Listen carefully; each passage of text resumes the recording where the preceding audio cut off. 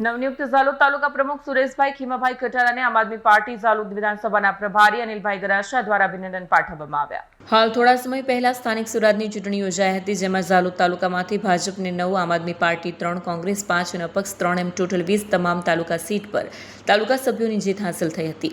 ભાજપ પક્ષને બહુમતી મળતા ઝાલોદ તાલુકાના પ્રમુખ તરીકે સુરેશભાઈ ખીમાભાઈ કટારાની તરીકે નિમણૂક કરાયા। તેઓની ચાલુ સત્તાકાળ દરમિયાન જનતાને વધુમાં વધુ જાહેર રીતના કામમાં લાભ મળે અને પક્ષાપક્ષીમાંથી ઉપર આવીને આપ કે કોંગ્રેસના જીતેલા ઉમેદવારોને પોતાની ગ્રાન્ટમાંથી ફાળવેલ કામોમાં સહયોગ આપી લોકોને વધુમાં વધુ ફાયદો થાય તે હેતુસર ઝાલોદ વિધાનસભા પ્રભારી પ્રદેશ જોઈન્ટ સેક્રેટરી અનિલભાઈ ગરાસિયા, ઝાલોદ તાલુકા પ્રમુખમાંથી જગુભાઈ સંગાડા, આપના કાર્યકારી ઝાલોદ તાલુકાના પ્રમુખ મુકેશભાઈ ખડિયા, વિનોદભાઈ ખડિયા, દિનેશભાઈ ડામોર અને બચુભાઈ મચાર અન્ય આપ કાર્યકરો દ્વારા ફૂલહારથી અભિનંદન કરવામાં આવ્યા।